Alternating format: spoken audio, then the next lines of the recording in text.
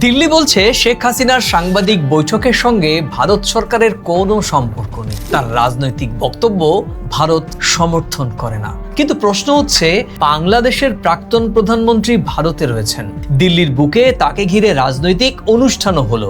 বাংলাদেশ আগেই আপত্তি জানিয়েছিল, অথচ সেই অনুষ্ঠান আটকানো হলো না। তাহলে আয়োজনটি কি ব্যক্তিগত হলেও তার রাজনৈতিক এবং কূটনৈতিক দায় কি সম্পূর্ণই ব্যক্তিগত? আরও একটি পাল্টা যুক্তি উঠছে। শেখ হাসিনার শাসনামলে তারেক রহমানও লন্ডনে বসে একই রকমভাবে রাজনৈতিক বক্তব্য দিয়েছেন। তখন যদি ব্রিটেন দায়ী না হয়, তাহলে আজ শেখ হাসিনার বক্তব্যের জন্য ভারত কেন দায়ী হবে? আজ তিনটি প্রশ্নের উত্তর খুঁজে আনার চেষ্টা করব। প্রথমত, দিল্লি ঠিক কি বলেছে?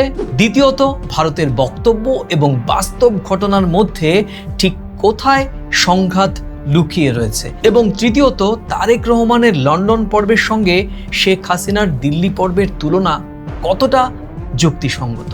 আর বিশ্লেষণের ঠিক শেষে দেখাবো দিল্লি কেন এমন একটি মাঝামাঝি জায়গায় দাঁড়িয়ে রয়েছে, যেখানে শেখ হাসিনাকেও পুরোপুরি ছাড়তে পারছে না, আবার বাংলাদেশের বর্তমান সরকারের সঙ্গেও সম্পর্ক নষ্ট করতে চাইছে না। প্রিয় দর্শক, আপনারা দেখছেন প্রথম কলকাতা। প্রথম কলকাতার প্রাসঙ্গিক প্রসঙ্গে প্রতিদিনকার মতো আমি সুব্রত আচার্য।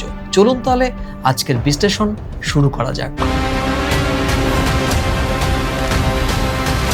5 আগস্ট দিল্লিতে foreign correspondent club of south Asia Sheikh হাসিনাকে ঘিরে একটি সাংবাদিক বৈঠক অনুষ্ঠিত হয়। তবে তিনি সেখানে সশরীরে উপস্থিত ছিলেন না। সাংবাদিকেরা শুধু তার কণ্ঠস্বরই শুনেছেন। সেখানে উপস্থিত ছিলেন আওয়ামী লীগের সঙ্গে যুক্ত একাধিক পরিচিত মুখ, প্রাক্তন সাংসদ, এবং সেখানে অনলাইনে উপস্থিত ছিলেন ক্রিকেটার সাকিব আল হাসানও। শেখ হাসিনা ওই অনুষ্ঠানে বলেছেন তিনি ডিসেম্বরের মধ্যে বাংলাদেশে ফিরতে চান। তার বিরুদ্ধে দেয়া সাজা এবং গ্রেপ্তারের ঝুঁকি থাকা সত্ত্বেও তিনি ফিরবেন। এখানে স্পষ্ট করে বলে রাখা প্রয়োজন, বাংলাদেশের আদালতে শেখ হাসিনা দণ্ডিত। তার দল আওয়ামী লীগের রাজনৈতিক কার্যক্রম বাংলাদেশে পুরোপুরি নিষিদ্ধ। তার প্রত্যাবর্তন চেয়ে ঢাকা একাধিকবার দিল্লির কাছে আনুষ্ঠানিকভাবে অনুরোধও জানিয়েছে। বিষয়টি এখনো পর্যন্ত অমীমাংসিত। 5 আগস্টের শেখ হাসিনার এই অনুষ্ঠানের আগেই বাংলাদেশের পক্ষ থেকে তীব্র আপত্তি জানানো হয়েছিল। ঢাকার বক্তব্য ছিল পরিষ্কার, ভারতের মাটি ব্যবহার করে শেখ হাসিনার রাজনৈতিক তৎপরতা দুই দেশের সম্পর্ক স্বাভাবিক করার চেষ্টাকে মারাত্মকভাবে ক্ষতিগ্রস্ত করতে পারে। কিন্তু অনুষ্ঠানের পর আরো কঠিন প্রতিক্রিয়া জানায় ঢাকা। বলা হয়, এই আয়োজনের বাংলাদেশের সার্বভৌমত্ব এবং 2024 সালের আন্দোলনে নিহতদের প্রতি অসম্মান করা হয়েছে। আর এরই জবাবে আজ অর্থাৎ 7 আগস্ট বিকেলে ভারতের পররাষ্ট্র মন্ত্রণালয়ের মুখপাত্র রণধীর জয়সওয়াল বললেন, অনুষ্ঠানটি একটি বেসরকারি সংবাদ মাধ্যম আয়োজন করেছিল। ভারত সরকারের কোনো ভূমিকাই ছিল না। বাংলাদেশের নিয়ম মাফিক গঠিত বর্তমান সরকার সম্পর্কে যা বলা হয়েছে, ভারত কোনোভাবেই তা সমর্থন করে না।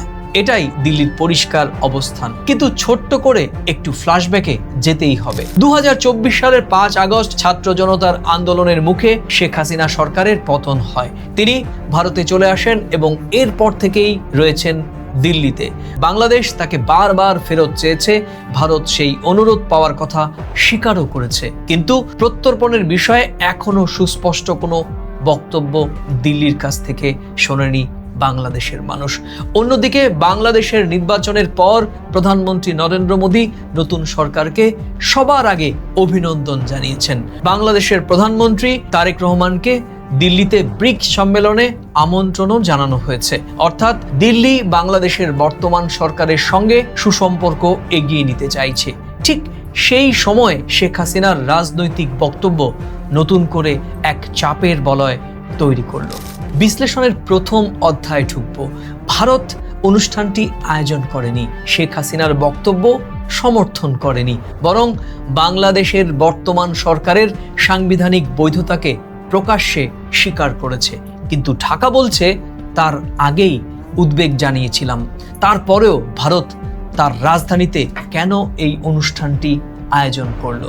এখানেই প্রশ্ন উঠেছে। শেখ হাসিনার মতো উচ্চ নিরাপত্তা থাকা একজন বিদেশি রাজনৈতিক ব্যক্তিত্বকে ঘিরে দিল্লিতে এত বড় আয়োজন হলো, অথচ ভারতীয় কর্তৃপক্ষ কিছুই জানবে না, এই ব্যাখ্যাটিও খুব সহজে বিশ্বাসযোগ্য বলে মনে করছেন না সংশ্লিষ্টরা। বিশ্লেষণের দ্বিতীয় স্তর, সেটা কি? দিল্লির নেপথ্যে হিসেব আর সমসাময়িক সমস্ত তথ্য একসঙ্গে রাখলে আমার বিশ্লেষণ খুবই পরিষ্কার প্রিয় দর্শক। সেটি কি? ভারত এখন একটি জটিল ভারসাম্য রক্ষা করার চেষ্টা করছে। শেখ হাসিনা দীর্ঘদিন ভারতের ঘনিষ্ঠ রাজনৈতিক সহযোগী ছিলেন। নিরাপত্তা, সীমান্ত, যোগাযোগ এবং অবশ্যই উত্তর পূর্ব ভারতের স্বার্থে তার সরকারের সঙ্গে দিল্লির গভীর বোঝাপড়াও ছিল। তাই ভারত তাকে রাতারাতি রাজনৈতিকভাবে পরিত্যাগ করতে চাইছে না, কিংবা এখানেই ভারতের দুর্বলতাও লুকিয়ে রয়েছে। আবার বর্তমান বাস্তবতাও ভারতকে মানতে হচ্ছে। সেটা কি? বাংলাদেশ এখন তারেক রহমানের নেতৃত্বাধীন নির্বাচিত এক সরকার। বাংলাদেশের সঙ্গে বাণিজ্য, সীমান্ত ব্যবস্থাপনা, আঞ্চলিক নিরাপত্তার প্রশ্নে সেই সরকারের সঙ্গেই ভারতকে কাজ করতে হয়েছে এবং অবশ্যই কাজ করতে হবেও। তাই দিল্লির বার্তা সম্ভবত এমন যে শেখ হাসিনা ভারতে থাকবেন, কিন্তু তার প্রতিটি রাজনৈতিক বক্তব্য ভারতের বক্তব্য নয়। সত্যি কথা বলতে কি প্রিয় দর্শক, কাগজে এই অবস্থান গ্রহণযোগ্য, কিন্তু বাস্তবে তা ধরে রাখা অত্যন্ত কঠিন। কারণ আশ্রয় দেয়া রাষ্ট্রের মাটিকে ব্যবহার করে যদি কোনো নেতা নিজের দেশের বিরুদ্ধে নিয়মিত রাজনৈতিক কর্মসূচি চালান, তখন বিষয়টি শুধু মত প্রকাশের স্বাধীনতার মধ্যে আটকে থাকবে না, কূটনৈতিক দায়ও তৈরি হবে। এবার আসবো লন্ডনে দেয়া তারেক রহমানের বক্তব্য নিয়ে। গত কয়েক ঘন্টা ধরে আওয়ামী লীগ পন্থী মহলের পাল্টা যুক্তিটিও ঘুরে বেড়াচ্ছে সামাজিক যোগাযোগ মাধ্যমে। সেটি কি? তারা বলছেন শেখ হাসিনার শাসনকালে তারেক রহমান দীর্ঘদিন লন্ডনে থেকে বাংলাদেশের রাজনীতি পরিচালনা করেছেন, দলীয় সভায় বক্তব্য দিয়েছেন, শেখ হাসিনা সরকারের কঠোর সমালোচনা করেছেন। আর তখন ব্রিটিশ সরকার যদি তার বক্তব্যের দায় না নেয়, তবে ভারত কেন শেখ হাসিনার এমন রাজনৈতিক বক্তব্যের দায় নেবে? আর এই যুক্তিটি আওয়ামী লীগের পক্ষ থেকে জোরালোভাবে সামনে আনা হচ্ছে। গণতান্ত্রিক দেশে রাজনৈতিক নির্বাসনে থাকা একজন ব্যক্তির কথা বলার অধিকার রয়েছে। এখানে তারেক রহমানের বক্তব্য যেমন ব্রিটিশ সরকারের নীতি হয়ে যায়নি, ঠিক তেমনি শেখ হাসিনার বক্তব্য ভারত সরকারের নীতি হয়ে যাবে না। কিন্তু প্রিয় দর্শক, এই দুটি ঘটনার মধ্যে গুরুত্বপূর্ণ ফারাকও রয়েছে। প্রিয় দর্শক, না এখনই আপনি মন্তব্য ঠিক করে ফেলবেন না, কারণ এই দুটো ঘটনার মধ্যে, অর্থাৎ শেখ হাসিনা এবং তারেক রহমানের বাস্তব এবং নির্বাসিত জীবনের মধ্যে ফারাক রয়েছে। শেখ হাসিনাকে ফেরত চেয়ে বাংলাদেশ রাষ্ট্রীয়ভাবে ভারতের কাছে প্রত্যর্পণের অনুরোধ জানিয়েছে। তিনি বাংলাদেশের আদালতে দণ্ডিত, তার দলের রাজনৈতিক কর্মসূচিও নিষিদ্ধ। সবচেয়ে গুরুত্বপূর্ণ, ঢাকা দিল্লির এই নির্দিষ্ট অনুষ্ঠানের আগেই তীব্র আপত্তি জানিয়েছিল। তাই তারেক রহমানের লন্ডন পর্ব এবং শেখ হাসিনার দিল্লি পর্বের মধ্যে মিল রয়েছে ঠিকই, কিন্তু দুটি ঘটনা হুবহু এক নয়। আর এই তুলনা দিয়ে শেখ হাসিনার কথা বলার অধিকারের প্রশ্ন তুলতে পারে, কিন্তু দিল্লির কূটনৈতিক দায় সম্পূর্ণ মুছে ফেলা সম্ভব নয়। এবার আলোচনার তৃতীয় স্তরে ঢুকবো, যা অনেক সংবেদনশীল। সেটি কি? এই ঘটনার পরিণতি কি হতে পারে? প্রথম প্রভাব পড়বে ভারত বাংলাদেশের আস্থায়। ঢাকার কাছে যদি মনে হয় দিল্লি একদিকে বর্তমান সরকারের সঙ্গে সম্পর্ক উন্নয়নের কথা বলছে, আর অন্যদিকে শেখ হাসিনাকে রাজনৈতিক মঞ্চও দিচ্ছে, তাহলে ভারতের এই বার্তা দ্বৈত বলেই মনে হতে পারে। আর দ্বিতীয়ত, বাংলাদেশে ভারত বিরোধী রাজনৈতিক প্রচার আরো জোরালো হতে পারে। সেখানে ভারতের প্রতিটি পদক্ষেপকে শেখ হাসিনা বা আওয়ামী লীগের প্রতি সমর্থন হিসেবে দেখানোর চেষ্টা হতে পারে।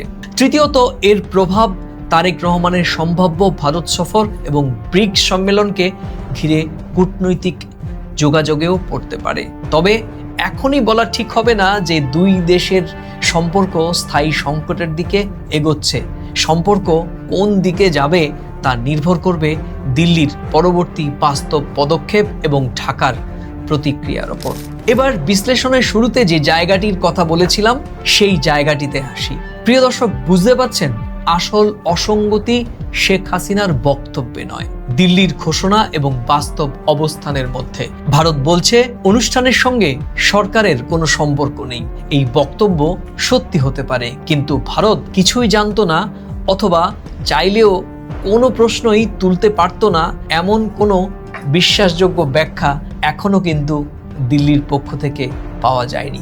দিল্লি সম্ভবত শেখ হাসিনাকে রাজনৈতিকভাবে সম্পূর্ণ বিচ্ছিন্ন করতে চাইছে না, আবার তার বক্তব্যের দায় নিয়ে বাংলাদেশের বর্তমান সরকারের সঙ্গেও সম্পর্ক নষ্ট করতে চাইছে না। এই মাঝামাঝি অবস্থানই এখন সবচেয়ে বড় ঝুঁকি বলে মনে হচ্ছে প্রিয় দর্শক, কারণ কূটনীতিতে অনেক সময় নীরব অনুমতি এবং প্রকাশ্য অস্বীকৃতির মাঝখানের জায়গাটি সবচেয়ে বেশি সন্দেহ তৈরি করে। প্রিয় দর্শক, আমার বিশ্লেষণ এখানে একেবারেই সোজা সাপটা। শেখ হাসিনার বক্তব্য ভারতের সরকারি নীতি নয়, কিন্তু দিল্লিতে তার রাজনৈতিক তৎপরতা ঘিরে ওঠা প্রশ্নের দায় ভারত শুধু একটি মাত্র বিবৃতি দিয়ে পুরোপুরি এড়িয়ে যেতে কখনোই পারবে না। তারেক রহমানের লন্ডন থেকে বক্তব্য দেওয়ার উদাহরণ প্রাসঙ্গিক, কিন্তু সেই তুলনা বর্তমান প্রেক্ষাপটে প্রত্যর্পণ, নিরাপত্তা এবং দ্বিপাক্ষিক সম্পর্কের বাস্তবতাকে মুছে ফেলতে পারে না। এখন নজর রাখতে হবে দুটি দিকে। শেখ হাসিনার পরবর্তী রাজনৈতিক কর্মসূচিতে দিল্লি কোনো সীমারেখা টেনে দেয় কিনা এবং ঢাকা এই ইস্যুকে কূটনৈতিক প্রতিবাদেই সীমাবদ্ধ রাখে নাকি সম্পর্কের অন্য ক্ষেত্রে তার প্রভাব ফেলে। দর্শক, আপনার কি মনে হয়, শেখ হাসিনাকে আশ্রয় দিয়েও কি ভারত তার রাজনৈতিক তৎপরতা থেকে সত্যি দূরত্ব বজায় রাখতে পারবে? এই প্রশ্নটি রাখলাম আপনাদের কাছে। আজ এ পর্যন্তই, আবার দেখা হবে নতুন কোনো প্রাসঙ্গিক প্রসঙ্গ নিয়ে। ততক্ষণ ভালো থাকুন, সুস্থ থাকুন, সবাই নিরাপদে থাকুন। আর এই বিশ্লেষণের কোন অংশের সঙ্গে আপনি সহমত বা কোন অংশের সঙ্গে আপনি ভিন্নমত, বা গোটা অনুষ্ঠান জুড়েই আপনি ভিন্নমত বা সহমত কিনা মন্তব্যের কলামে লিখে জানাতে ভুলবেন না। ভিডিওটি ভালো লাগলে নিজেদের মাঝে শেয়ার করে দেবেন। আজ এ পর্যন্তই, নমস্কার।